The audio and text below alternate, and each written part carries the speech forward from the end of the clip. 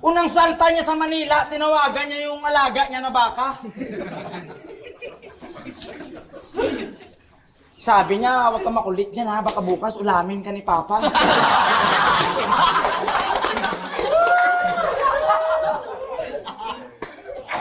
Sabi ko, puta, yung baka mo malupit yun, may cellphone yun. Pare, lupit nun. Sabi niya, walang cellphone yun niya, nasa piso nito yun. Gago talaga.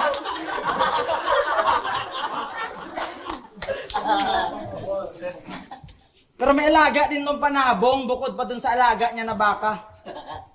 Grabe niya yung i-training, pinapasparing niya sa buhaya.